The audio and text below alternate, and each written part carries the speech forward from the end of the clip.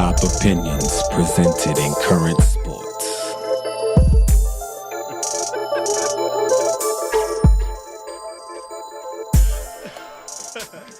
So mad at me, y'all, for taking the cold water. Welcome. You listening to Topics here on IBNX Radio, top opinions presented in current sports. I'm Tone Taylor. What up, y'all? It's Chris Harris. What's going on? And we bring you that raw, real, and respectable sports talk. Real, raw, and respectable. You got to be respectful. That's what you got to do right now. Why you saying that? I'm just letting you know. You got to be respectful. We starting off already before we even got to it. I asked which water you wanted. Listen, we bring you that raw, uncut, and direct responses to Topics. Real, 100% authentic. Oh, you got me messing up. Yo, let's jump right into it because you Listen. What happened? Tell the people what happened. Why you all so right, mad so. at me? So basically, before we even start the show, basically, we have our waters here, people. And we had two waters sitting on the desk. So he comes to me, I have my head down, and he asks me, can I have either of the waters? I'm like, yeah, it doesn't matter. So he grabs the water and he starts laughing and giggling. So I'm trying to understand exactly what's going on here. So basically, he got the cold water. He gave me the room temperature water. But I asked you which one you So want. I You said grabbed it didn't matter. Cool. You could at least told me, though, right before. I did tell you. You asked me that. You knew my head was down. It doesn't matter. Listen, let's get to it. Again, you're listening to Top Opinions presented in current sports. Let's jump into it. So, first up, All-Star Weekend. Yes. Amazing, great weekend, I must say. Finally. Last couple right? years, the game has been a huge disappointment. Can we agree on that? Absolutely. That the game has been a disappointment. Everybody has said it. You know, it wasn't entertaining. You know, it was just basically, we know it's supposed to be an exhibition, but you are the top athletes in the world, so we expect at least some type of competitive spirit. We wasn't getting that for the last few years, but I would say the last 4. I said the last good one was when Kyrie won the MVP. That was a good one. I think after that fourth quarter was great. That was a great fourth quarter. But after that, I think it was what Russ won 2. He won 2, and those was blowouts. And last year, Anthony Davis had 52 points. Okay, so I mean, yeah. So, but this year was definitely different. What are your thoughts on the game? Did the NBA get it right? I think the NBA completely got it right. The build up to it, the draft, everything, the revealing the teams, even the replacements, even the guys getting hurt and the guys who weren't supposed to be there, technically, like Paul George. Like Paul George wasn't technically an all-star, and he ended up helping being one of the contributors to LeBron's team to winning the game. Paul George. So it was very competitive from the tip. I like the intensity they came out. They came out picking dudes up in each other's shorts. I loved it. I have nothing bad to say about the All-Star game. You know, them playing for charity is a great thing, and then them also they getting a little bit of money to split that. But you know, that's throwaway money for them. Absolutely, that's throwaway money for them. But I mean, like I said, it was one of the better All-Star games that I can remember. You know, I was excited, like, watching it. I think the last one I was that excited to watch, like, yo, what's going to happen, was Michael Jordan's last one. We hit the turnaround over Sean Marion.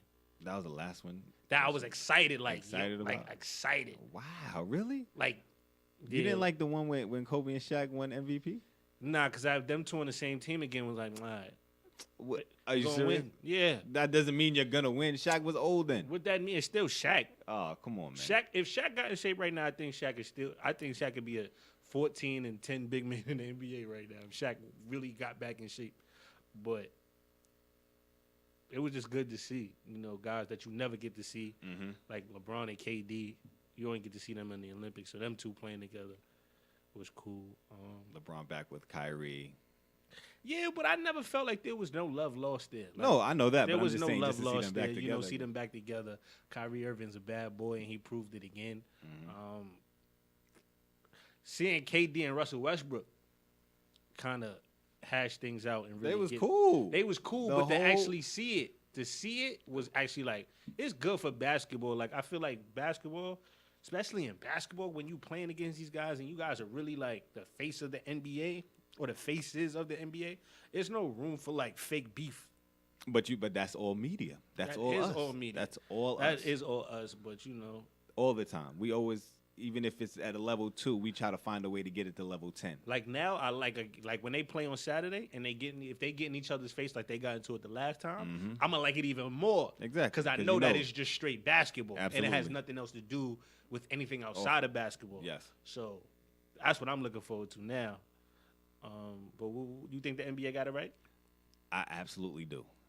This game was very entertaining. As you know, I didn't get to see it live, but I recorded it and watched it afterwards. And I was trying to stay away from everybody talking about the game because I wanted to see it for myself and get that full effect of You it. should have told me shut up while I was texting you. Well, listen. And another side note: LeBron James with another All-Star. All right, game. so listen. So first and foremost, it's my time to talk. I let you speak, right? Okay. I had to exactly. You just had to. But you wasn't gonna say nothing. I was going to speak about it, Go ahead. But, the main thing around this All-Star game was the whole thing about how LeBron set the tone. And you know what? I'm not going to take anything away from that.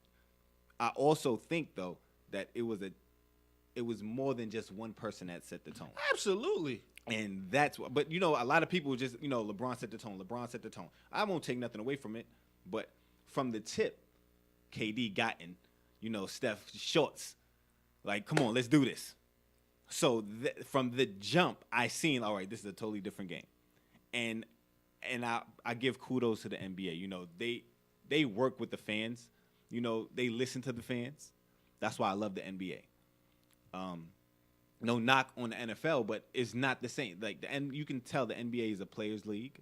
Mm-hmm. We come to see the players. We don't come to see the coaches. We don't come to see the owners. And I just feel like the NFL coddles more to those people. So the NFL, yes, the NBA definitely got this one right.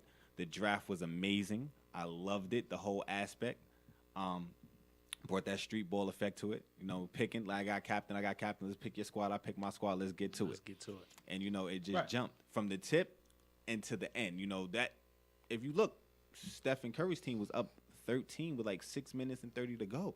LeBron always his team, usually is either him or D Wade, one of them two guys. Usually even in the early 2000 All-Star games, like the 2010, 2011, those All-Star games, them dudes always find a way to make a comeback. And I don't know if I want to say Stephen Curry and them kind of left the door open for them because I feel like they could have put it away. Mm-hmm. But I had a feeling like, they're going to make one more push. They're going to make one more push. That's what made it a great game. That's what made it a great. It went from a good game to a great game. Exactly. I need to tell you something. The whole Joel Embiid thing, I got to see it on Sunday.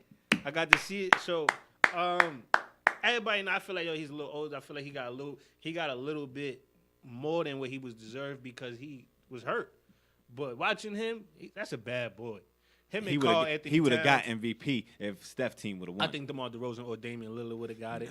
Embiid would have got that. DeMar DeRozan was playing well, but I made that point to say this. I think the NBA has balance at every position now. Because it was a nice little run where the center position was they made obsolete.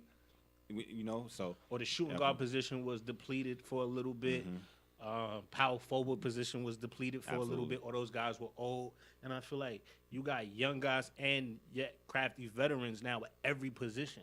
Absolutely.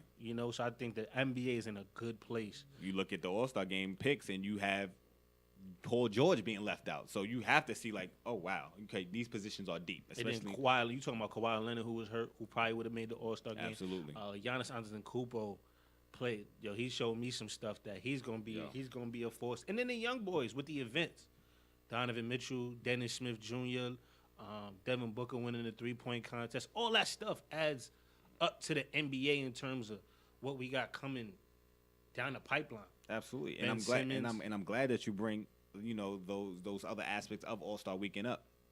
Just a little subtopic off of that.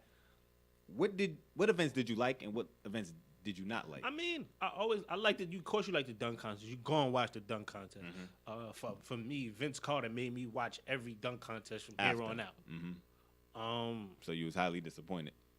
And a lot of them. Yeah. Exactly. Okay, but I liked a lot of them too. Mm-hmm. Like the Zach LaVine, Aaron Gordon one was crazy. That was one of the best ones. That was crazy. So of course you like the dunk contest, and I wasn't disappointed. Like, you're not gonna see those crazy dunks. Like, you're gonna start seeing more recycled dunks Now, because I mean, it's just but so many.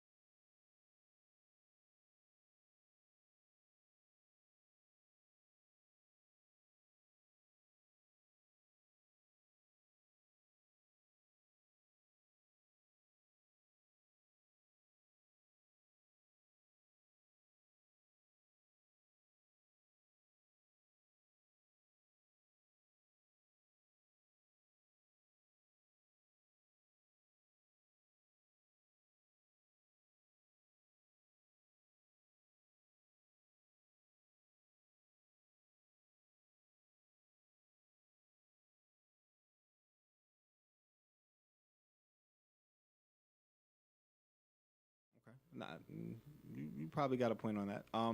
I loved All Star Weekend. Definitely it was different for me in the aspect of I was more excited about the 3-point contest than the dunk contest, and that's rare because everybody. That's why they leave the dunk contest for last. I just feel like the 3-point contest was way more exciting than the dunk contest, and Devin Booker showed out. That final round with Devin Booker, Klay Thompson, and Tobias Harris, I loved it. I loved it. Dudes, by the way. Here he goes. 3 lights. Here he goes. Like I said, it was, Tobias comes out with 17. Then Devin Booker goes for 28. 28. And then Klay follows up. He didn't win, but he followed up with 23. That was exciting to me. That was exciting. Set the record last year at 27. Then to have it broken this year, that was exciting. I love that. I love Joel Embiid. I loved him this weekend. He played every day. He played Friday. He didn't play that many minutes, but he played enough to show, okay, I'm here for the world. And he had about 5 points. Then he did the skills challenge. Seeing a big do that, he's versatile. Then, he showed out for Sunday. He showed out for Sunday. Listen. He showed out on Sunday. All-Star Sunday, he showed out. And I loved it. I loved that atmosphere. I loved it. He's gonna win an All-Star Game MVP soon. I don't knock it. I do not knock it. The All-Star Game is something like his. Like it's his. Like that's something that he can. He has the personality for it. He has the game for it. I think he can win an All-Star. You know who I don't think as good as they are, I don't think they'll ever win an All-Star Game MVP, and I want them to, just because I just don't feel like when they play in an All-Star Game, and I always see this, they're not overly aggressive, and that's James Harden. I really want to see James Harden really get busy in an All-Star game. So I feel like he's capable of it. He chills. He relaxes. He relaxes. Absolutely. He definitely relaxes. But that's my guy, so I'm listening. Huge James Harden fan. I just want to see him get 40 one time. But staying on that All-Star topic, KD, he had another alternative for a spin for the All-Star game for next year. Everybody loved the draft. He said it should be televised, and I agree with him. I think the draft should be televised. He was like, let's do it right before tip-off. They got the captains, and just like we said, take it back to the park. We captains, and we pick teams in front of the crowd. You get your jersey, throw your jerseys on, and let's get to it. What you think about that? Televise the draft, yes, but I don't think you do it right before tip-off. Why not? Because, one, I don't think the NBA is going to do it because you're going to lose money. The NBA is going to lose money because why? All-Star game jerseys. You don't know which color to put on which jersey. Like their jerseys was made once the teams was announced. LeBron's team is in white. Steph Curry's team is in black. So it gave you a month to purchase those jerseys. That takes away from the aspect because you don't know which. So now you're gonna have them in playing their regular jerseys. Well, it wasn't even a month though when they picked. Well, it was like a week and a half, 2 weeks, the most. All right, but even in those 2 weeks, I used to work at the NBA store. No, but now I'm glad that you said that. But not sorry to cut you off. So even if they did it before tip-off, you say they'll lose prices, and they go on sale the next day, you don't think they'll sell out? They can still go on sale that next day and still sell out. Yeah, it still sells out, but I think a lot of people in that weekend, you're gonna want the jersey to wear to the weekend.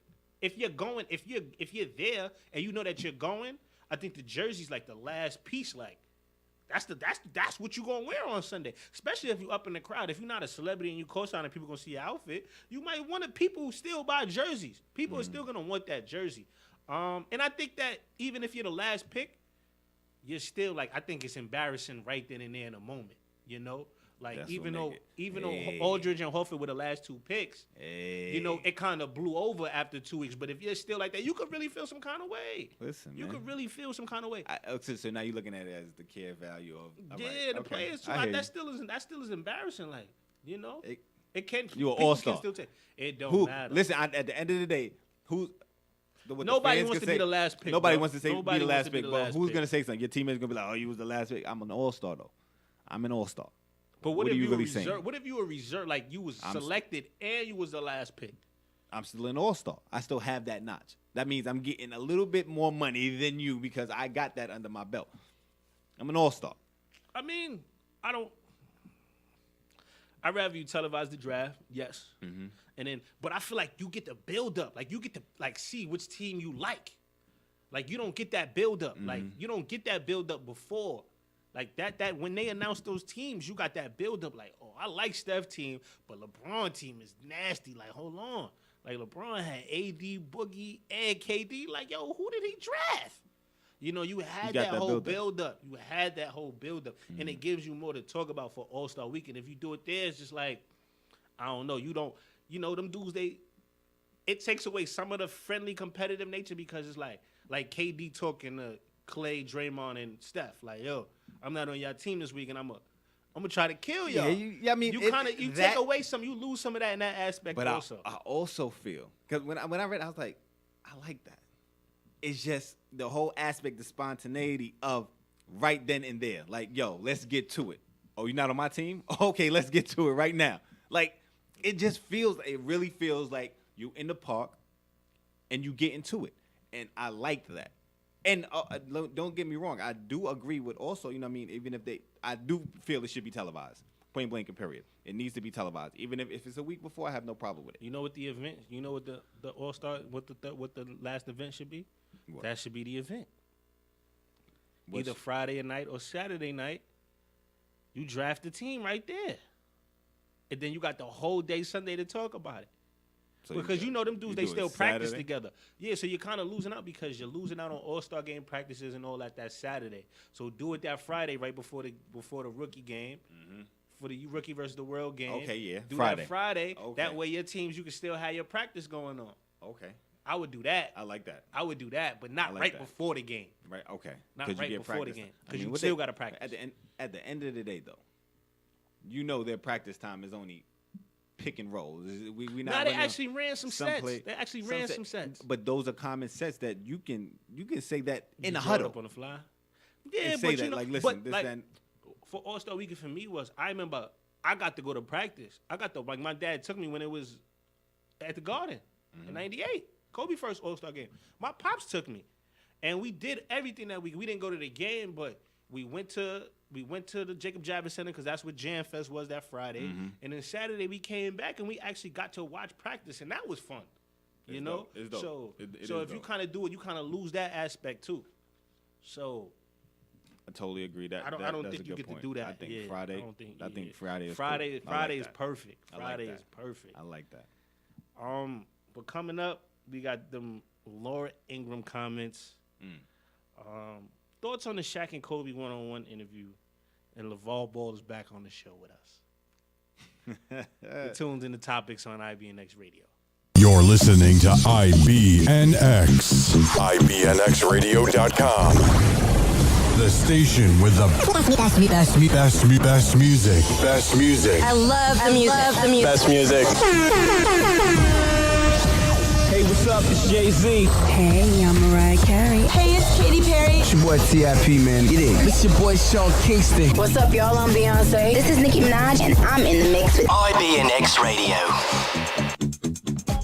Okay, you're listening to Topics here on IBNX Radio. So next up, we have the controversial comments from Laura Ingram from Fox. We have the audio. I believe we also have the video as well. I'm going to play this, and I just want you to take a listen. All right, we're going to create a new banner. This is a Jum Doc alert. NBA superstar LeBron James is talking politics again, and this time it's R-rated. Here's his barely intelligible, not to mention ungrammatical take on President Trump in a new ESPN podcast. The number one job in America, the point of person, is someone who doesn't understand the people and really don't give a about the people. But wait, there's more gripping insight. ESPN host Carrie Champion asked James and fellow NBA star Kevin Durant about what she described as Trump's racist comments. I feel like our team as a country is not ran by a great coach. It's not even a surprise when he says something. It's not even a surprise. It's like laughable. It's like it's laughable. It's laughable and it's scary. But it's also scary because I shouldn't be numb to your racist comments. Right. I shouldn't be numb to your behavior. I'm numb to this commentary. Like, must they run their mouths like that? Unfortunately, a lot of kids and some adults take these ignorant comments seriously. Look, there might be a cautionary lesson in LeBron for kids. This is what happens when you attempt to leave high school a year early to join the NBA.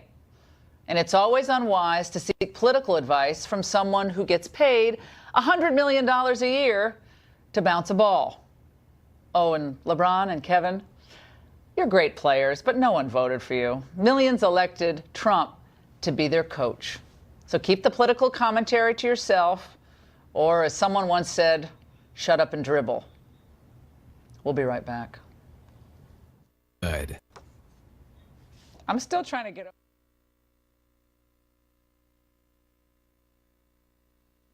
All right. So you heard those controversial, comments.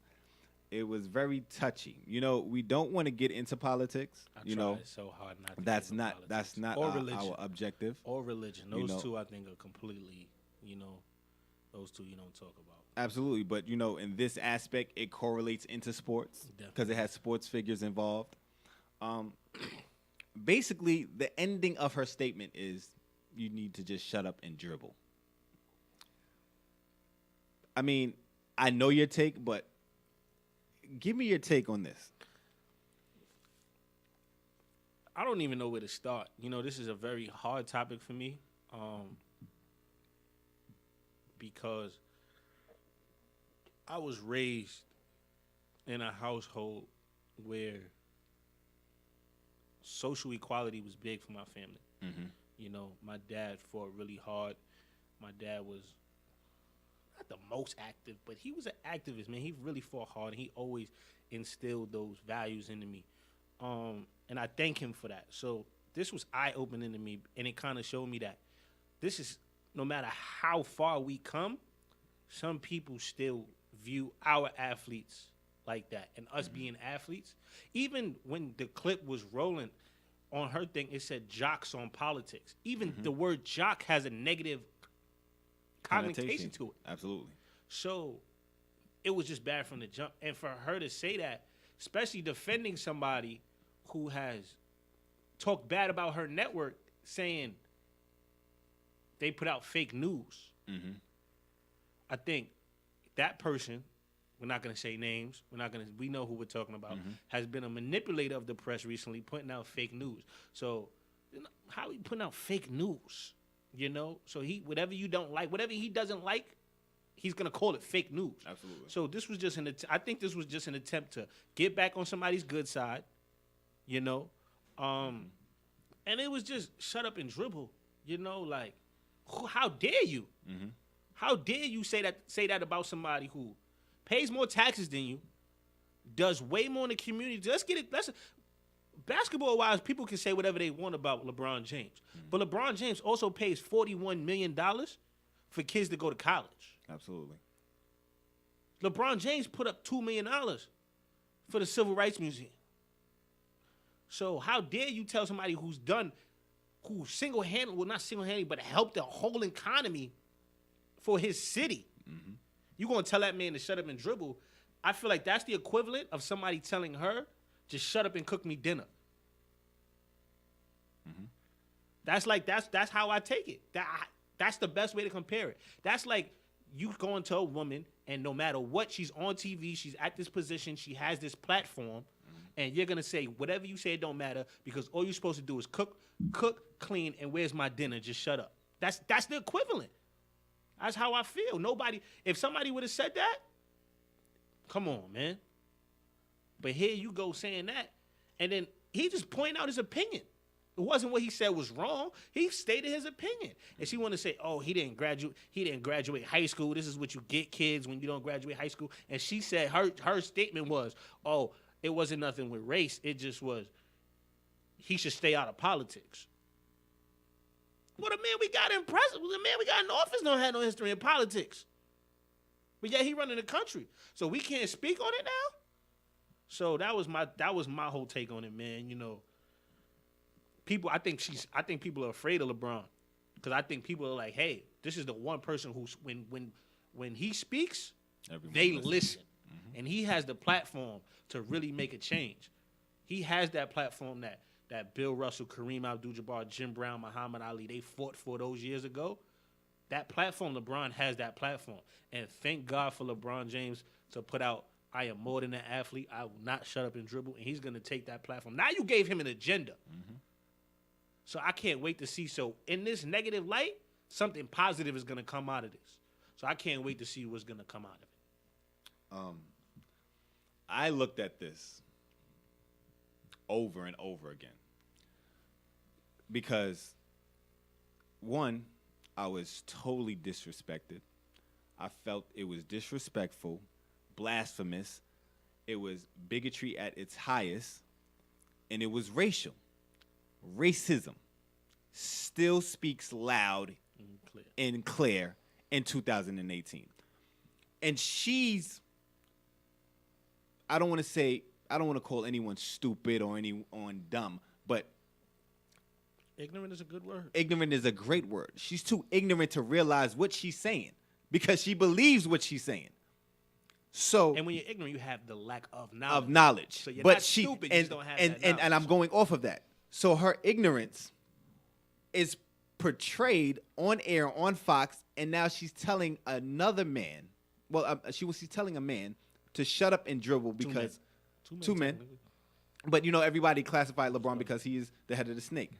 But to shut up and dribble because he's not into politics.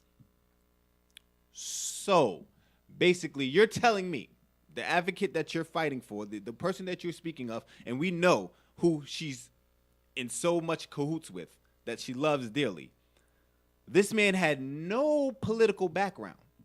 None. Zero. You have to, it baffles me. It baffles me that you don't have to have any political background, but you can be on that platform right now as POTUS. But you need experience to work at McDonald's. This is what we're talking about. You need experience to work at McDonald's. But you don't need any experience to run the free world.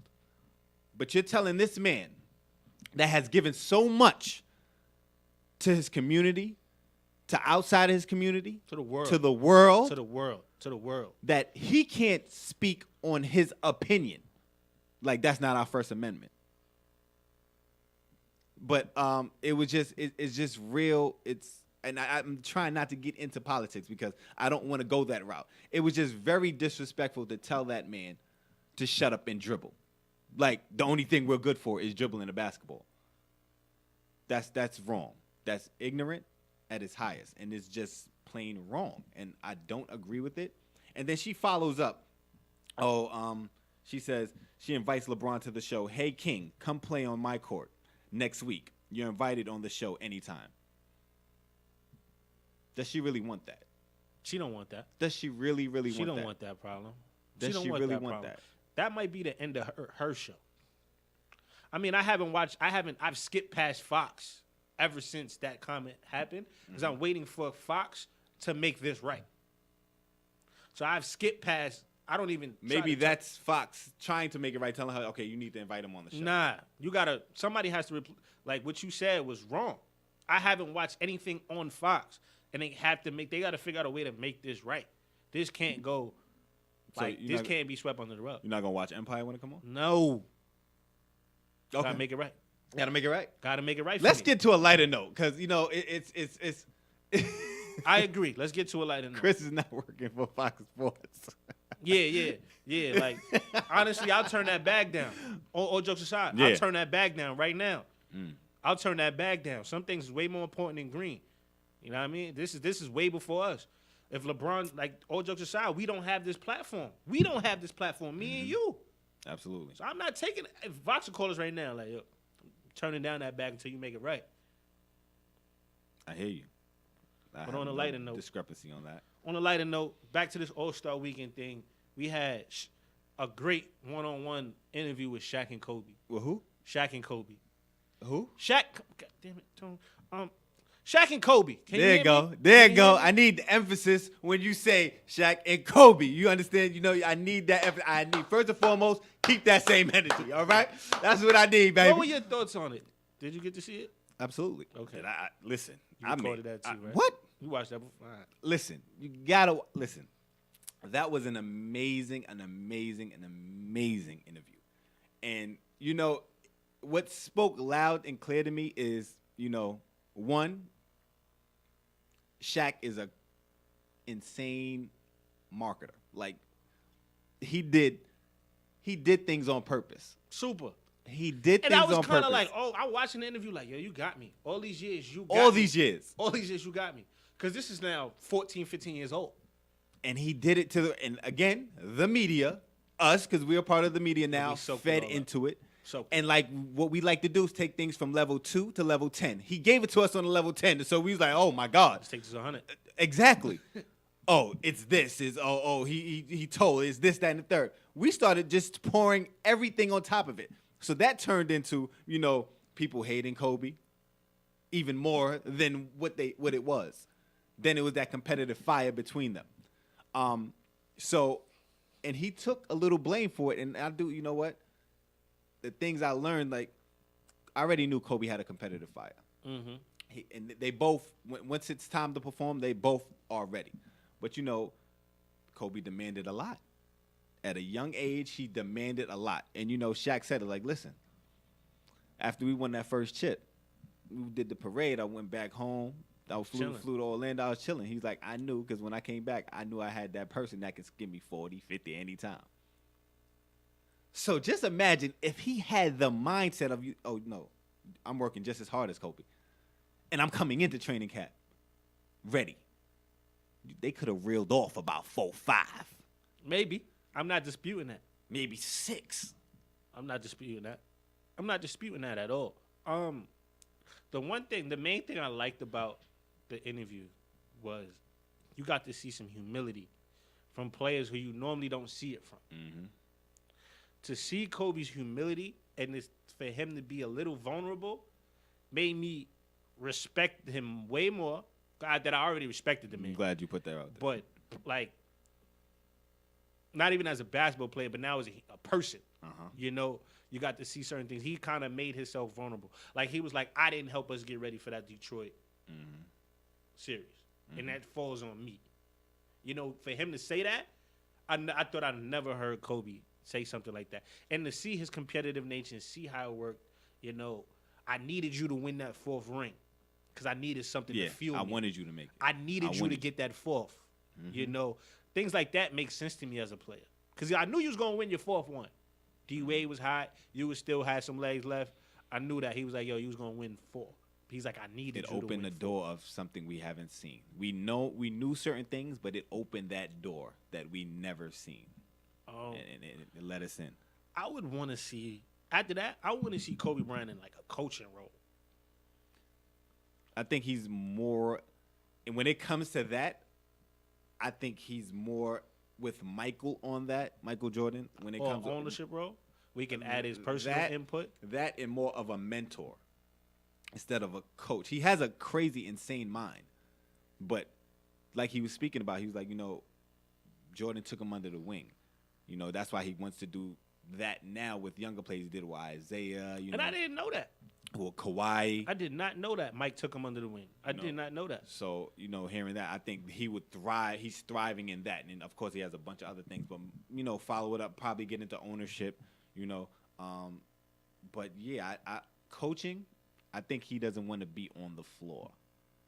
I can see that. But maybe an ownership role. But that interview was amazing, Like we said, I needed you to win that fourth. I needed you to win that because I knew what I had to do. And then, Shaq will always come with his Kobe, how am I, that's just fuel to the fire. He's just so fiery, and that's why I love about him. He's a killer. And listen, we spoke about this before. His is different. His different. is completely different. I mean, very that's different. One thing that you could like, you could love, you could hate it. That's one thing you can't take away from that man. His competitive nature is I've never seen it. Mm-hmm. I've never seen it where it consumed him for a long time, and he had it under control, even though it consumed. Because when something usually consumes you, it's usually bad for you. Mm-hmm. Too much of anything is not good for you. Absolutely. But he always seemed to have control over it. Even though it consumed him, he did it in such a way that anything negative, he turned it around into, okay, now I'm gonna take this out on anyone that guards me. Everyone has to die. Tearing his Achilles, making 2 free throws, and then walking off the court. Walking off the court. It's like you're not carrying me off this court. Breaking your finger, having them reset it right there on the right there on the court, and then going back and making 2 free throws, stuff like that. Exactly, and Paul Pierce got carried off in a wheelchair and came back. Somebody act like somebody shot Paul Pierce that time. Listen, leave Paul out of this. Linda, listen. Leave Paul out of this. Leave Paul out of this. But spinning off on the Lakers, LeVar Ball came out and said that if the Lakers don't if the Lakers don't sign LaMelo and LiAngelo, that Lonzo won't sign. This is your Laker team, so go ahead. Everybody's asking, is it time for Lonzo to speak up? I mean, I could look at this on both sides of the coin. Enough is enough. And if you don't want to speak up against your father, separate yourself in the aspect of, you know what? This is not me. I'm not saying these words. I come to play each and every day. He has to say something now. Now say something. Nobody's asking you to be disrespectful to your father. Nobody's asking you. Separate yourself in the aspect of, we're not having these crazy conversations. Listen, whatever he wants to say, that's what he says. But I need y'all to understand, until you hear it from my mouth, that's not my words. So that if you don't want to go the avenue of you feel like you're disrespecting your father, because I think he does have, I don't know, LeVar has a hold on his children. Which is his children? I have my little boy in there right now. They're your sons. I understand it. But once you become a certain age and you're playing professional basketball, now you're not in college, you're not in high school. Things like this, the public eye is on you way more than before. So my aspect of it, I think he just needs to speak up and separate himself. Don't be disrespectful to your father, but separate himself. I agree with what you said 100%, right? The only thing I have with Lonzo, and this is a little off topic, is that rap album kind of bothered me. The rap album kind of bothered me because it's you're in your rookie year. You haven't really done anything. If anybody asks right now, they've wasted that number 2 pick on you right now. You haven't really played like a number 2 draft pick, but you out here hurt. You're not helping, but you out here making a rap album. But only thing I'm going to say to that is, don't fall into the hype with the media. I feel like the media does this all the time. Absolutely. And Absolutely. I feel like that was a conversation way before they even drafted Lonzo. Hey, if we get Lonzo, we can now. There's potential to get your 2 sons here as well. I'm pretty sure that conversation has been had. So I feel like with LeVar, I think LeVar, he's talking to the Lakers, and the Lakers go ahead, because what you're doing is you're still speaking of us and making us relevant. Even though we're not winning, we're still being spoke about. So I think it might be a little twist where they know that this is coming down the pipeline. This was already a conversation. But that's my little spin on But all right, we got to take a quick break, pay some bills. When we come back, we have the Louisville Vacate conference picks of who we think we're going to win the NCAA tournament, their prospective tournament. You're listening to Topics here on IBNX Radio. You're listening to IBNX. IBNXradio.com. The station with the best music. Best music. I love the music. Best music. Hey, what's up? It's Jay-Z. Hey, I'm Mariah Carey. Hey, it's Katy Perry. It's your boy T.I.P., man. Get in. It's your boy Sean Kingston. What's up, y'all? I'm Beyonce. This is Nicki Minaj, and I'm in the mix with IBNX Radio. Welcome back.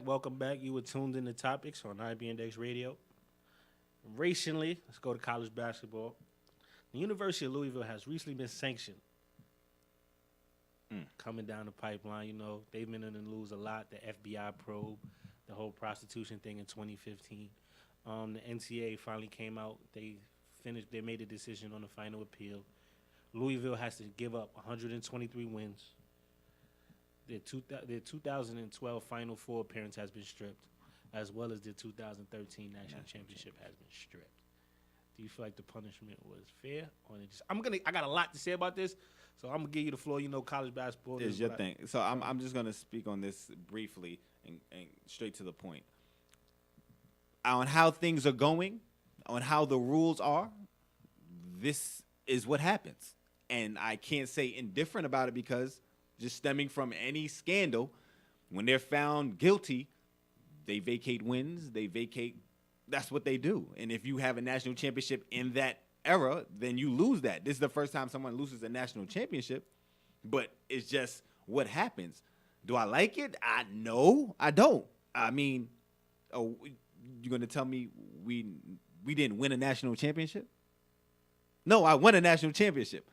I went to the game and we won. But the spin was some of those guys were ineligible because they received improper benefits, so they weren't supposed to be playing. So if those guys don't play, based on the rules, so I understand. But if I went there and I didn't receive, like as a player, like I would be hurt. Like you telling me I'm not a national champion anymore. And some of those other schools did get those wins back, did get some wins back. But you're just going down the pipeline. Penn State, you know, they had to vacate wins. Glad you said Penn. No, they didn't vacate wins. That was one of my points. I'm glad you said that. Go ahead. That's one of my points. The NCAA has... I don't like them. I hate it. Yeah, I don't like them. I hate it. What I want to see is these Power Six go off and form their own thing. They got enough money. And cripple the NCAA. Because y'all got enough money to do it. Mm-hmm. Especially the Power Five. You want to throw the Big East in there because the problem is with football. That's the thing. Mm-hmm. But those 5 conferences, that's what you watch college football for anyway. Those 5 conferences. Mm-hmm. And those 5 conferences, ACC, Big 10, Big 12, SEC, Pac-12. Mm-hmm. That's it. Absolutely. It was the most hypocritical thing I've seen. Well, it's one of the most hypocritical things I've seen because you're punishing a monster you created. You created this. The minute you took money for jersey sales, the minute you produced a video game, and now they did away with it because they had to pay all those. Let's take the video game out of that. But the minute you charge for tickets, have you been in a Final Four? A ticket for the Final Four is. It's insane. I've been in a Final Four. A ticket for Final Four is $150. Now you times 150 by 100,000 people. Go ahead. Charging people for jerseys, you paying for, making money off these commercials, all these sponsors that you're getting off these kids, and you don't get these kids anything because their education is free, and the two things are separate. You gotta pay these kids because the education is separate. The education part is it's taken care of. Yeah, you're gonna pay for a $40,000 scholarship because that one player might bring you $40 million. Absolutely. Let's go back to the year in 2006 where Florida won football with Chris Leak as the quarterback. Mm-hmm. They won with Al Horford and those. And I'm not mistaken, they won baseball that year.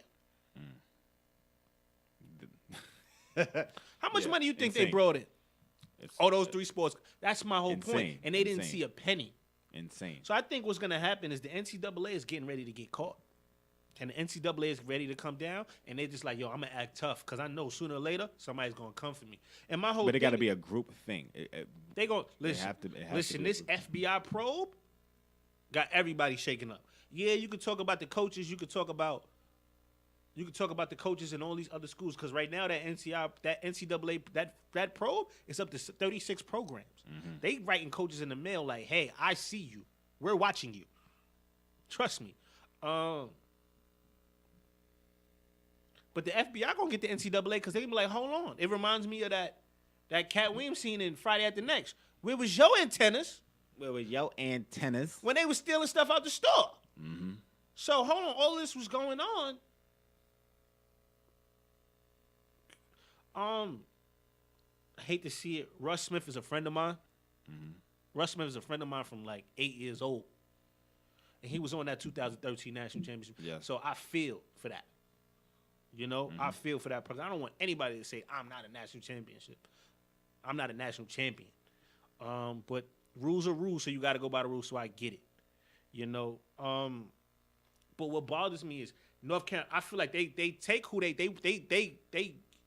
go after who they want to go after. Absolutely. Oh, that's absolutely because true. North Carolina, Rashad McCants came out as the own player and said, "Yo, my academics wasn't, they kind of absolutely." And North Carolina, they get in trouble. And North Carolina won a national championship. Absolutely. You're totally and true. Penn State with Jerry Sandusky for 30 years didn't take any wins. You're right. You're right. They didn't take any wins. So where's the moral connect? Where's the morality? You're saying it's wrong for these kids getting proper benefits, but it's okay for an assistant coach at your program that's making you money for 30 years to molest kids, and that's not morally wrong. So where are we on the moral scale? There's none. There's none. They set the scale. Is what I say goes. It's a dictatorship when it comes with the NCAA. Come on, man. And it's horrible. It's terrible, man. It's terrible. Let's get into conference picks. Let's start with the ACC college basketball. Who do you think is going to win the ACC conference tournament? I looked at that conference, and UVA is at the top right now. University of Virginia, they've been playing solid all season. All season they've been playing well. I just got them losing. To who? Duke. Why? I have Duke. I just feel like it comes down to coaching, and I like what Coach K does in the ACC tournament. Okay. He has enough firepower. Mm-hmm. He has enough balance to string off 3 or 4 wins in that tournament. And it's in North Carolina, isn't it? ACC in tournament. So it's Barclays now. The Barclays, you're right. The Barclays last year. You're right. They moved it. I got Virginia. You got Virginia winning? I got Virginia winning, and I'm going to tell you why. I think Virginia's going to beat Duke in the ACC tournament, and this is why. I think Coach K is making a mistake, and he's made this mistake before, and I don't know why he keeps going to this. For some reason, he loves to play Grayson Allen at the point. Mm-hmm. And I guess he has it where I need Grayson Allen to score for me, and we'll be fine. Like if Grayson Allen is scoring more, and they've won 3 in a row since Grayson Allen. But they also played Clemson and Georgia Tech in those 2 out of those 3 games. Mm-hmm. So you don't think he'll make an adjustment? I mean, he's playing Grayson Allen at the point and took Trayvon Duval off the ball, who's kind of sacrificed his offense for the betterment of the team. Absolutely, and that's what you do at Duke. But that's what you do at Duke. But anytime Grayson Allen has led Duke in scoring like that, Duke isn't like. Look at that year when they had Brandon. It was him and Brandon Ingram. They tried and played him at the point, and it wasn't successful. I think they have a better team now though than that team. Yeah, because he gets to play off the ball. Mm-hmm. He can't do both. Okay. So I think that's what's going to hurt them in the long run, because Grayson Allen is not going to make the play. I think Marvin Bagley I think you went through your front court. You got arguably the best. You got the second best front court in college basketball. You got to play through those guys, and everybody else gets what you get.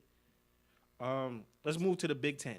The Big Ten. So, who do you have in the Big Ten? Michigan State. You know I'm a Tom Izzo fan, and I said this because they got the best front court in college basketball, with Miles Bridges, Nick Ward, and Jaren Jackson is going to be a top. You got 2 lottery picks in your front court. we agree on this so much because I love Michigan State. I'm a huge Tom Izzo fan, and I feel like he finally has the talent to go with. Because every year Tom Izzo will get there, he'd be like, "How you get here?" And you look, and you got your best player be Draymond Green, who's second round pick. Chill, boy, he got 2 rings. I'm just saying. Think about it, Denzel Valentine. Denzel Valentine was a 4-year, and you got other guys that just surround those guys. Now I think you got the talent to go out and compete. Jaren Jackson is going to be special. Miles Bridges is going to be good. In that backcourt, Cassius Winston and Josh Langford are pretty good. And you got senior and junior guys that come off the bench and do what they do. Matt McQuaid's a shooter. Mm-hmm. Miles Bridges is that it factor, man. He's that it factor. He's making the 3-ball. When he makes the 3-ball, it makes them even more dangerous. Jaren Jackson could step out and hit the 3-ball. Absolutely. So I like Michigan State in the Big Ten. I have no discrepancies with that. I picked Michigan State as well. I followed Miles when he was coming out of high school, and I was like, yo, this boy is he's been playing basketball like 5 years. Even crazier. Some Tim Duncan thing. People like Purdue. I'm like, I don't think Purdue could score enough. No. I don't think Purdue could score enough. I don't think so. I like Ohio State over them, actually. Really? Yes, over Purdue. I don't think Purdue loses to Ohio State twice. That's just me. I mean. But okay. But Ohio State did beat them at Purdue when Purdue was what? One of the top 3 in the country. The Big 12? Big 12. I was going back and forth on this one. With who? I know who. Okay, go ahead. Between Arizona and UCLA. That's Big 12, not Pac-12. Big 12. You said Big 12? Big 12. Okay. And I'm going to shake the table with that one, too, coming up. I'm going to shake the table on that I'm going to be honest with you. Okay. KU, like everybody, all right, that's the pick. Oh, at KU. They don't scare me. You know who I like? And this may be a little. You're not bugging because I know who you're going to pick. I like West Virginia. Ooh, I didn't think he was gonna pick West Virginia. Okay, I like West Virginia. Okay, they strap up. I like them. I think they can surprise people. So I have them coming out of. Excuse me, the Big 12. I have them coming out. So their guard play, it can be they can struggle to score sometimes. That's what scares me.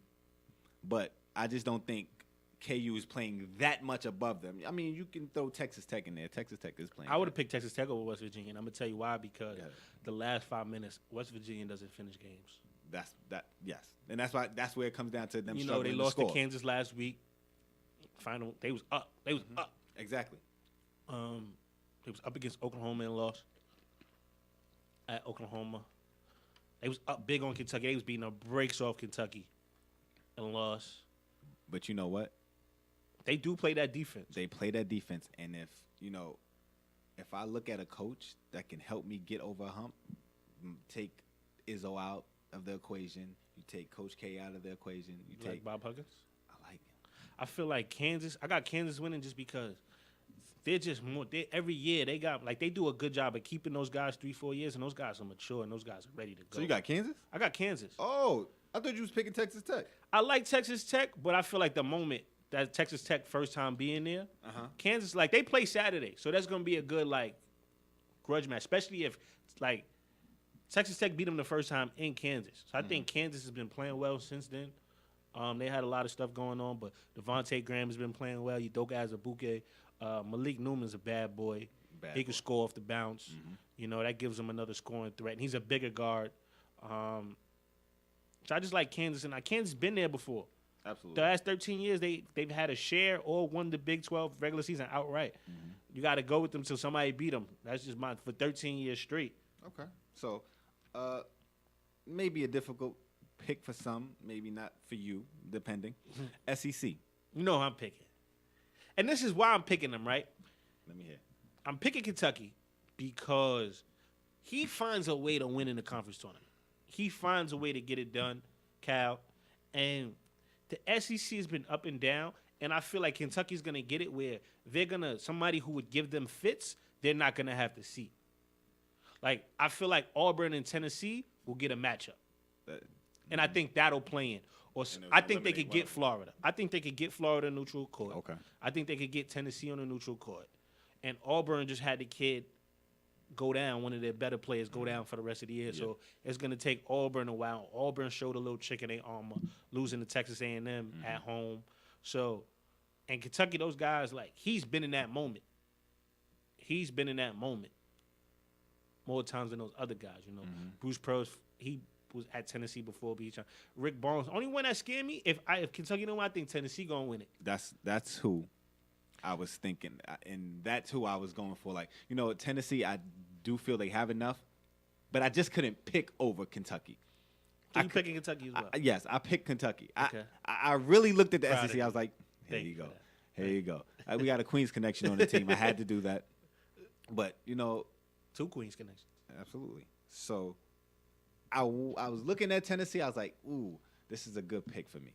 But I was like, I couldn't go away from, Tennessee. From And it's a lot Kentucky. of teams. It's a lot of teams you got to watch. Like Missouri, Conzo Martin got those guys balling. And especially if Michael Porter come back. If Michael Porter come back and find a little groove, who's supposed to be a top 10 Isn't he out for this? He's not out for the season? Nah, they was talking about him coming back. At first, he was diagnosed out for the season. Yeah, now like 2 weeks ago, they said they coming back. He goes to the doctor tomorrow, actually. And Okay. I don't think he should come back, but hey, that's another thing. He's still lottery. Pac-12 now. You said you was between Arizona and UCLA. I'm gonna shake the table on this one, but go ahead. You gonna shake the table? Go ahead. Oh man, I have to go Arizona. Why do you have to go with Arizona? I just feel they have a better team than UCLA and USC. Okay. Somebody you missing in that team, that conference. Okay. If you may feel like it is, but I don't. But you're entitled to your opinion. But we can go into that. We got to take a quick break. No, okay. But no, who'd you have? Arizona State. Really? Arizona State. And why is that? They were a top 5 team coming in early. Mm-hmm. Where they at now? No matter where they at now, where you finish. My whole thing is, so they have the caliber of playing at that level again. And I think that Bobby Hurley has those guys playing where they don't fear anybody. Sean Miller's going to get ran out of Tucson soon. If he don't make a Final Four soon, he's going to get ran out of Tucson. How many pros do I have to give you for you not to make the Final Four? Sean Miller has not made a Final Four since he's been there. Understand that. Okay. And I think UCLA is a little depleted. They are. And Oregon is the same. But they stayed relevant. But I think you're gonna see somebody like UCLA and Arizona cancel each other. They're gonna play each other. Okay. In the semis or somebody like. I think Arizona's like, yo, we can play with these guys. He got those guys playing. And last but not least, the Big East. Go ahead. I got Villanova. All right, so that's neither here. I don't know if we can even look at a different team. Xavier's close. Okay. Yeah, and they beat the brakes off Xavier last week. But Xavier's the only team in the Big East I feel like that. That's the only other team. That's Butler might sneak somebody, but I think that's it's between the Xavier case, and I got John's Villanova. making a run. Of course you do. I got St. John's making a run. Of course you do. Okay. What we have next? Since we stay on, college basketball real quick. What college freshman do you think is NBA ready right now? I think three are NBA ready that's gonna come in and make an impact for the team. Will they make the playoffs? No. But will they come in and make an immediate impact on their teams? Yes. As much as I think Sean Miller is underachieving at Arizona, DeAndre Ayton is NBA ready. You looking at my notes? Of course not. You was looking at mine. You was looking at my notes? You know you was looking at mine when it comes First to and college foremost, basketball. listen. I hear you, but you know. That's crazy. Let me cover my notes up, man. DeAndre Ayton is one. Jaren Jackson from Michigan State, I feel like is going to be a very good pro. Okay. The length, his ability to step out and shoot the ball and space the court, it fits the NBA. Now he can pick and roll, pick and pop. He defends. He's long. He's athletic, so he fits that mold. Mm-hmm. And Colin Sexton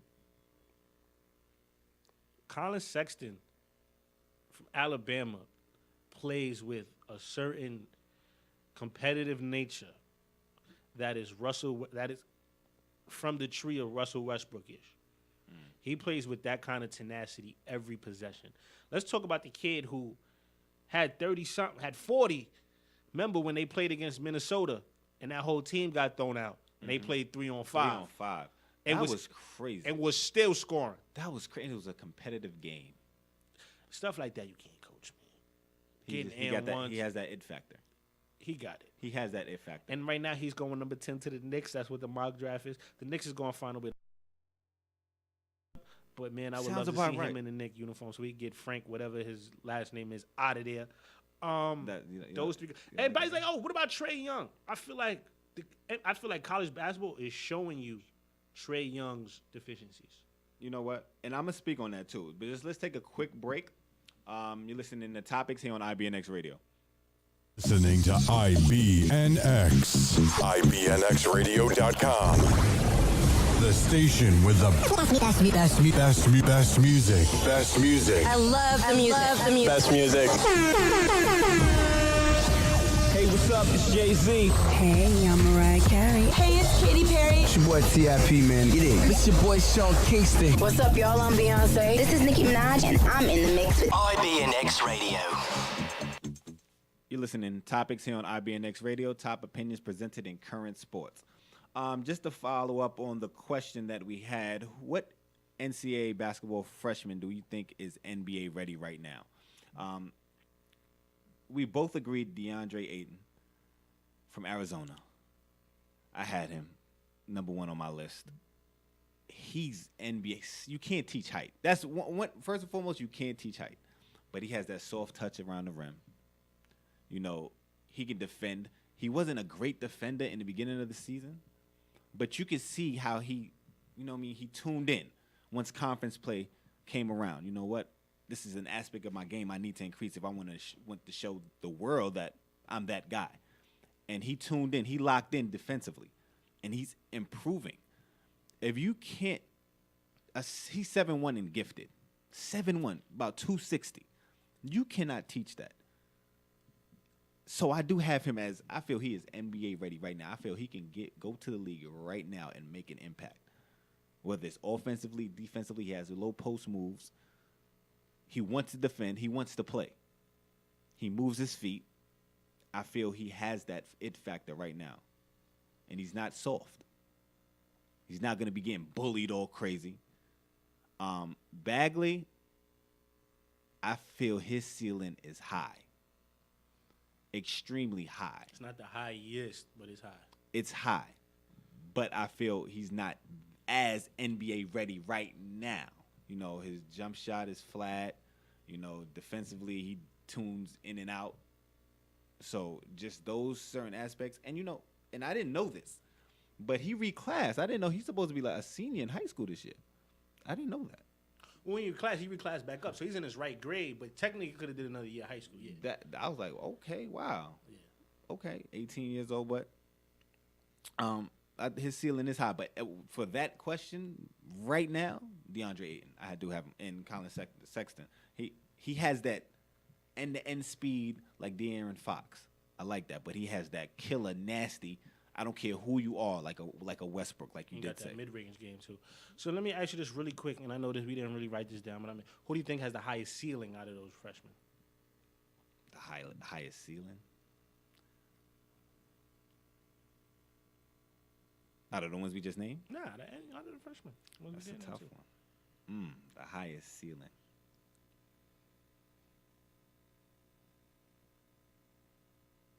It's either Bagley or Sexton. You think so? Mm-hmm. Shake the table. I'm going to go Mo Bamba. Really?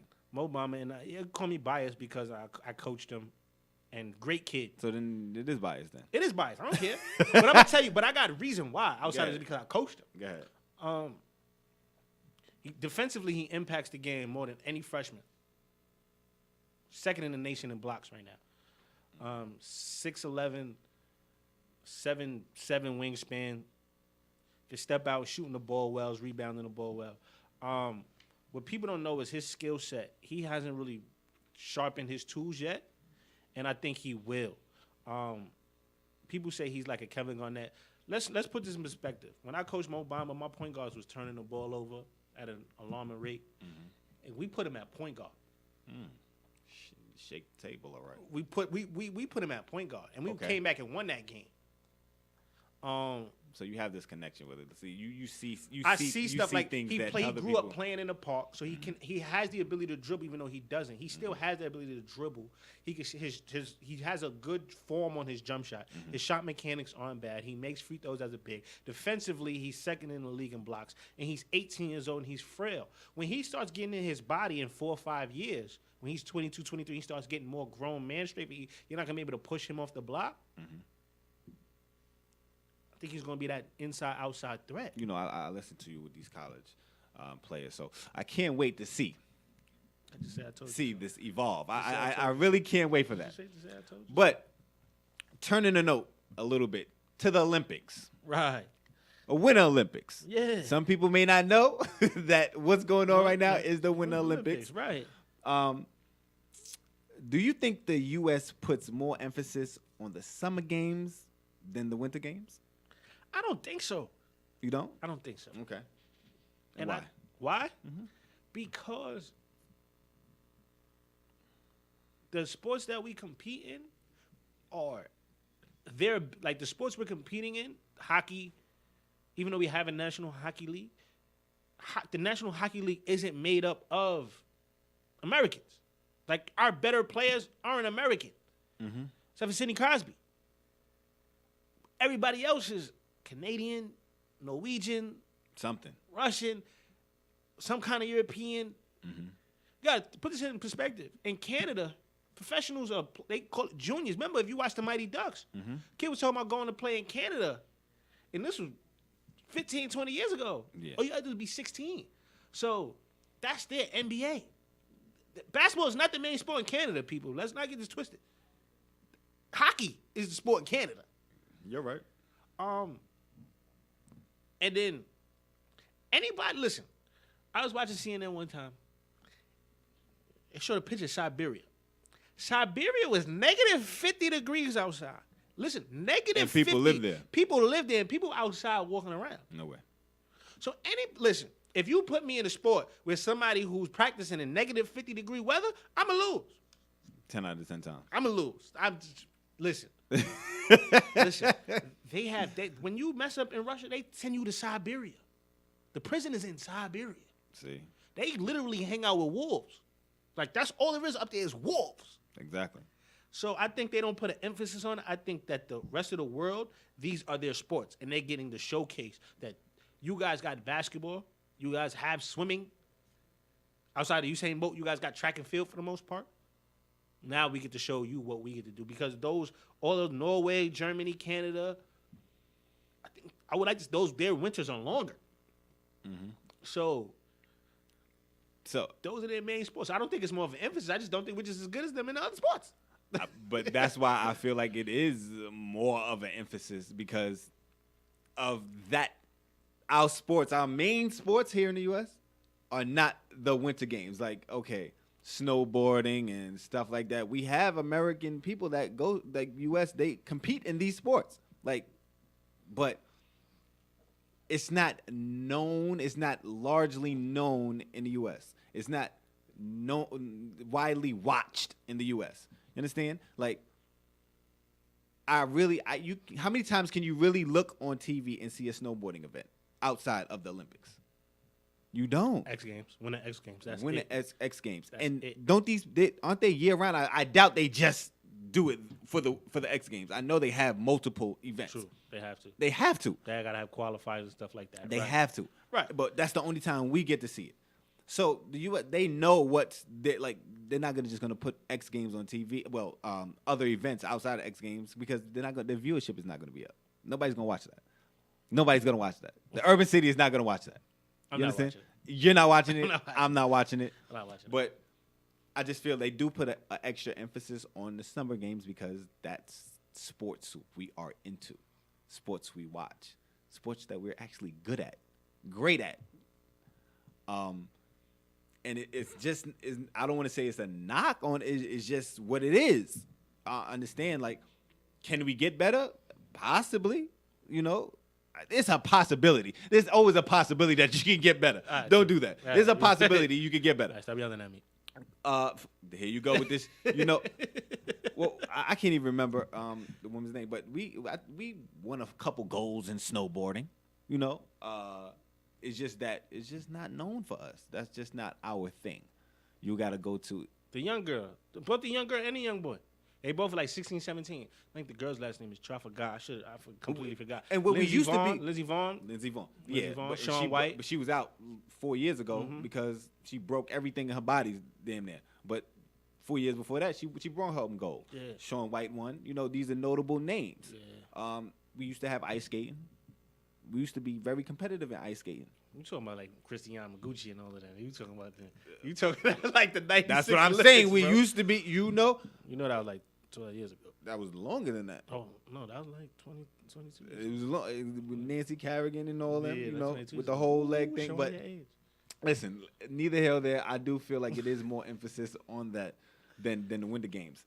Why do you think the U? I mean, it's basically written in front of you, but why do you think the U.S. dominates summer games more than winter games? All right, because we got Kobe Bryant, LeBron James, those guys playing basketball. So I think we're just ahead of the curve. Women's basketball, we win that. Basketball, track and field. We dominate. We dominate outside of Usain Bolt. Usain Bolt do whatever he want, but we still up in that. We still in that mix. We a close second. I don't know. Like I said, like soccer, we're terrible. Except for women's soccer. Women's soccer, we get busy. Yeah, but not a men's soccer. Nah, it's bad. But even they're still competitive. I don't know. I think our main sports that we have, that we emphasize, that we watch, are the sports that are based in the summer. We don't really winter sports. Like our winter sports is hockey and basketball. Those are only really sports on during the winter. And football's not an Olympic sport. Soccer, you're usually watching. Soccer ends like around October. MLS, October, November, and basketball's played inside. And hockey, like I said, hockey is everybody else. Everybody else coming. You look at like hockey is crazy because not to say it like this, but it's hard to pronounce people's names. But those are the main people in hockey. That's who runs hockey. And I used to watch hockey, and I'm mad. I got to get back on hockey. Like I told you, we got to go to a hockey game. Hockey was the best live event Yes, that I've I heard been to. that is one of the Hockey's best the live best events. live events I've ever been to. It's cold, obviously, but it was the best live event I've been to. Was hockey. Trivia time? Let me just touch on that because Go ahead, touch on it. I thought you touched on it. I apologize. I no, it's all right. Light-skinned people always have lapse in judgments and lapse in memory. Jesus it's okay. Christ. It's understandable. I get it. I heard you, sis. Go First ahead. and foremost, it's my turn now. All right, go ahead, So, sis. yes, I it's just a plain fact that we're just better in these sports that are played in the summer. Well, for the summer Olympic Games. Basketball, we run the world. Men and women. Track and field, we basically run it. We run it besides Jamaica. Jamaica has that, on the men's side. They just come in and just. But now I want to know what they're going to do without Usain, whatever you want to call him. No more Bolt. All right? Well, he's retiring. And swimming, we dominate. These are Olympic sports that we dominate. I can go to Winter Olympics and I'm like, they have what is it? Curling? I still don't know how curling. you I don't know the rules, and I want to learn. learn. Why? I don't like the cold. So I wanna learn. I don't want to learn. Like even speed skating. Like speed skating is hard. I want to learn. Curling? Yeah, I do. I want to learn curling. I want to learn the rules and stuff like that. It just looks like a good sport. Can you call it a sport? It is a sport. It's an Olympic right. sport. Obviously, don't disrespect the sport or the people that play it. All right, I apologize. Don't do that. You want to learn looks curling, like- or you're going to waste your time. it looks I'll get looks you an like- electronic robot. You can play with that. All right? Nah, I mean, I electronic need vacuum. I'll get you like a robotic vacuum for the house. You can play with that. I need to learn the rules. You just do the curling and then it hit the other curl or something. I need to learn. Listen, next time I'm on air, I'm gonna learn the rules of curling. I'm gonna come back and I'm gonna explain to everybody the rules of curling. Okay, cool. And I'm gonna try to find somewhere in the United States where they have curling, because I know they damn sure don't have it nowhere near me. But I'm gonna find curling. But let's get into trivia time. What time is it? It's trivia time with Tone. It's showtime. Okay, so last week we took trivia time off. We had a guest, great guest, Corey Underwood. Shout out to Corey again. Did a great job. Definitely can't wait to have you back on the show. But now let's get back to it. The competitive spirit. We've been like this for years. We always go at it, and it's never gonna stop. Never. Dark skin versus the other people. There's no other people. I'm light skinned. Huh? I'm my own race. I'm light skinned. No, it's dark skin versus the other people. Listen here, bro. You can't do this. Black Panther came out. It's been Exactly. a great week. Wakanda forever, bro. Wakanda. Nah, I mean, That's what there I'm was no talking light about. skinned people in the movie, but you know what? We was there. We was in the back somewhere. I don't know. Was there? We was there in the back somewhere. I don't remember that. I don't remember seeing that. I gotta go watch that again. But yeah, I know the rules. I'll explain it to you again. The twist of the rules: we're gonna basically describe a player, and the other person has to figure out who it is. Usually we did basketball, but you know what? We made it a little bit more difficult. We're gonna implement basketball, football, and baseball. So this will test our knowledge to the Even fullest. though I'm up like 5-1, I'm still kind of. I don't know what you're saying. You're only as good as your last, and we didn't finish last one. Who was up? You was, because we didn't finish. You're only as good as your last. Oh, you taking wins like that? I don't know what you. I don't know what you mean. First and now. foremost, let's get to it. Go ahead. All right. So first up, I signed as an undrafted free agent in 2007. I don't know. At age 16. I don't know. I made my debut. July 20th, 2011. I'm a five-time All-Star in 2012, 14 through 17. An AL MVP, World Series champion. I was AP Male Athlete of the Year in 2017. I was AL Hank Aaron Award winner. A 3-time AL batting champ, and Sports Illustrated Sportsman of the Year. Gold Glove, 4-time Silver Slugger Award, and 2-time stolen base leader. Who am I? A lot of accolades. I want to just help you out as much as I can. Bro. I want to give you as much accolades. The stolen bases.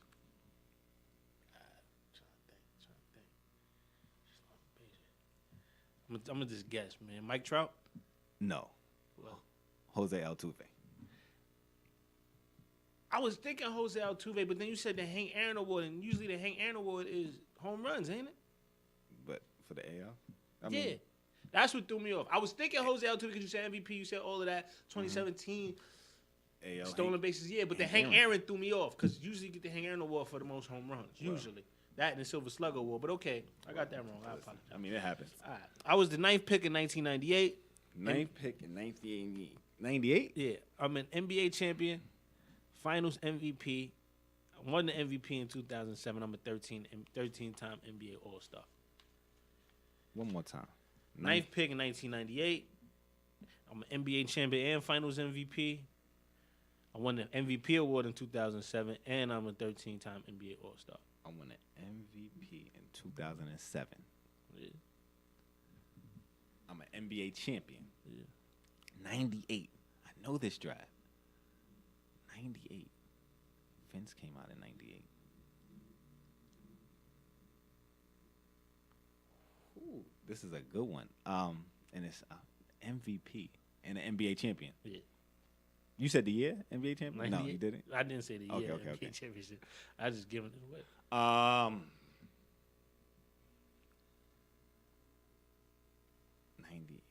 2007, NBA champion. No. Damn. Wow. Dirk came in 96. Who won an MVP? 9th pick in the 98 draft. Yeah. You got to go to commercial with it. You got me stuck right now. I'm just gonna have to pick someone. And we're doing current players. This is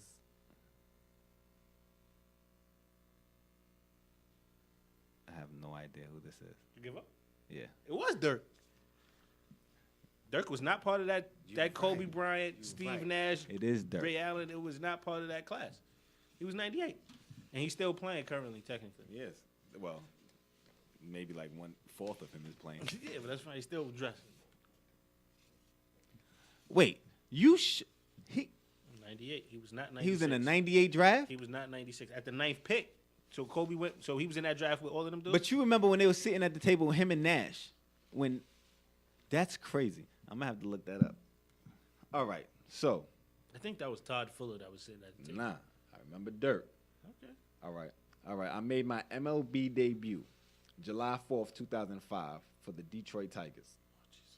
AL MVP, AL Cy Young, 6-time All-Star,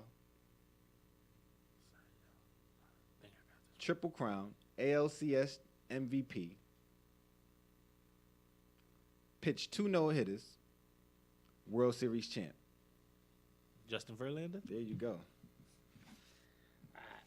I'm an outside linebacker, 6-time Pro Bowler, Super Bowl champion, and MVP. And I was Defensive Rookie of the Year in 2011. Defensive Rookie of the Year. Say it again. Defensive Rookie of the Year in 2011. Super Bowl champion and Super Bowl MVP. 6-time Pro Bowler, and I'm an outside linebacker. Outside linebacker that won the Super Bowl MVP.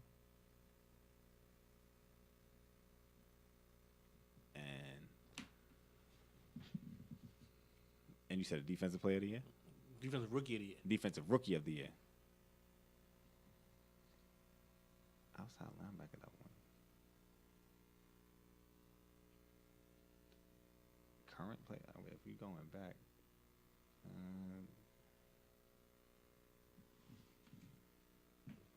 You have you got some good ones today, huh? You over here trying to. Outside linebacker that won Super Bowl MVP. Who won MVP?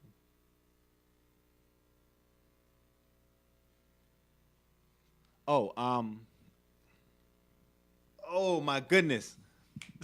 He got the glasses. What's his name? But that's who I'm going with. Dag, what's his name? Denver Broncos. Oh my goodness. Oh my goodness. You right there. You right there. I'm gonna give it to you.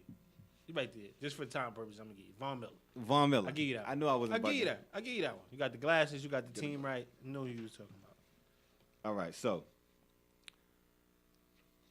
drafted number 88 in the 3rd round of the 2012 draft. I'm a Super Bowl champ. Super Bowl MVP. Also led the league in passer rating in 2013. I am also tied for the NFL record 7 touchdown passes in a game, 0 interceptions. I was selected to my first Pro Bowl in 2013. I became the first QB to post a passer rating above 149 in 2 consecutive games. Who am I? Drafted 3rd round of 2000 what? 2012? 2012, number 88. What happened in 2013? 2013 also led the league in passer rating. Was selected to his first Pro Bowl, and also tied the NFL record for 7 touchdown passes in a single game, no interceptions. No interceptions. Did I win a Super Bowl? Yes, you won a Super Bowl.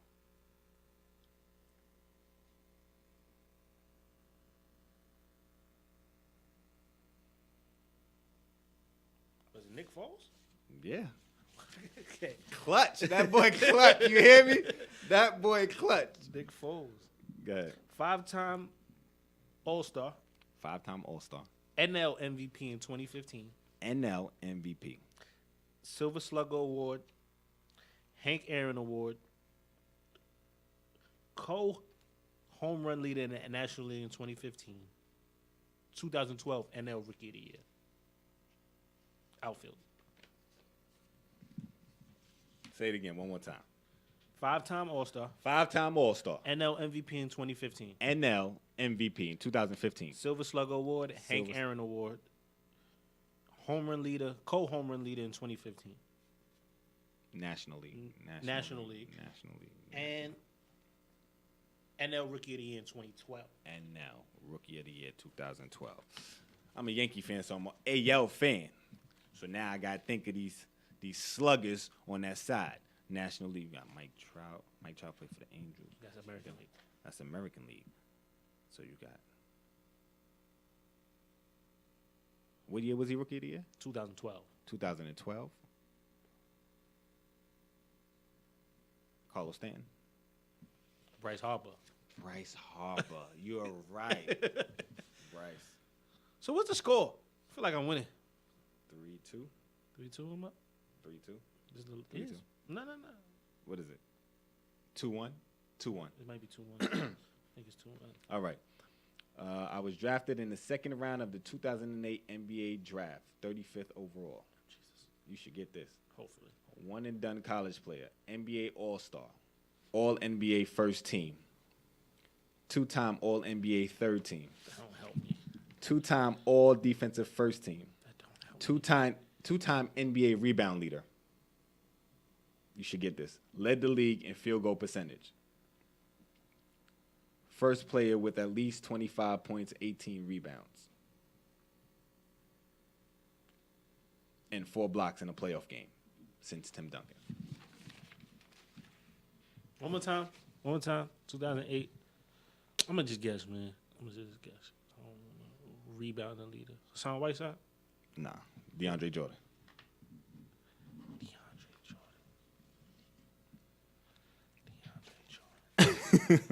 I'm still winning though, right?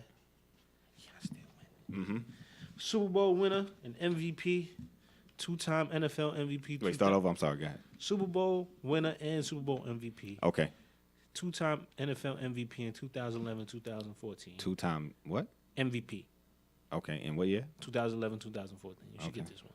6-time Pro Bowler, 2016 NFL passing touchdown leader.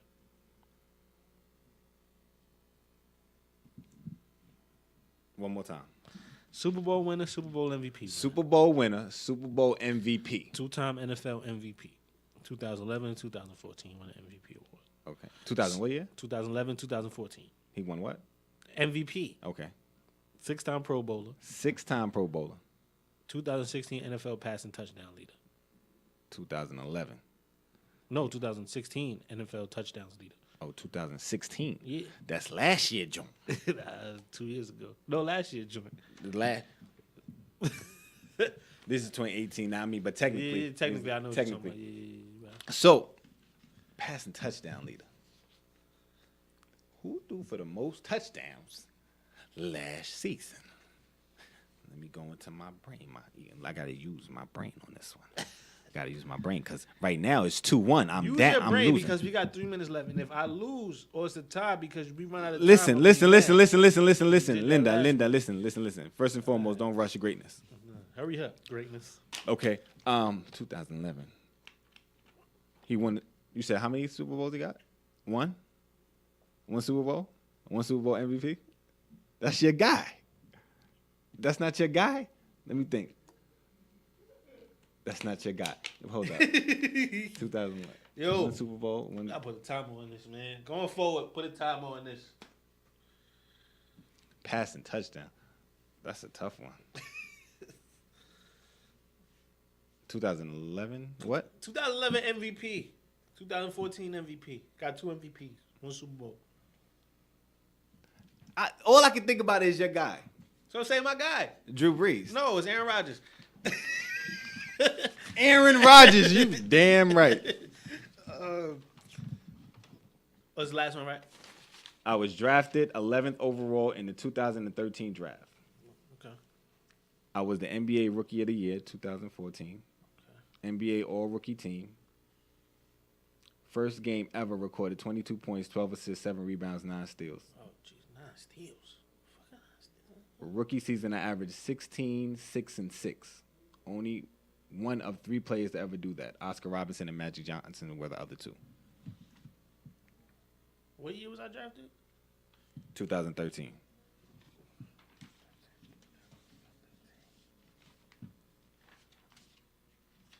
One more time. Go ahead. 2013, I was drafted. 2013, you drafted. 2014, Rookie of the Year, right? Mm-hmm. first game ever, I recorded 22 points, 12 assists, 7 rebounds, 9 steals.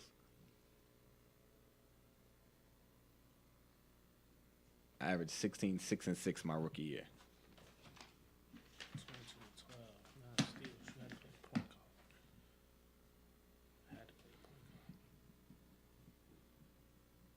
What school I went to? You don't know. Can I get that? I can't give you that. Why not? It's too easy? Yeah, it's too easy. You don't get that. 9 steals was killing me, bro. The 9 steals was killing me. You know it. Just say it. I don't know it. Nah, you do know it. Who got 9 steals? You know it. That's a point guard.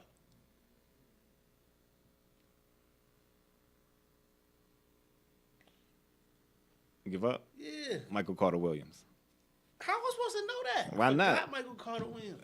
Exactly. If you said Syracuse, I probably still wouldn't have got it. Okay, well, listen. I got one more. You got one more? Yeah. Unless you want to give me the win. I get the win then. You are only as good as your last. I won. So Again. we got one more? Nope. We don't have no more? Nope, we don't got no more. All right, listen. We got So he wins by default. Nope, because he wins won by last week by default. He wins by default, which is forever. understandable. Wakanda forever. Listen, always listen on IBNX Radio. Topics, top opinions presented in current sports. I'm Tone Taylor. And I'm Chris Harris. Thanks everybody for tuning in tonight. We appreciate you, and good night.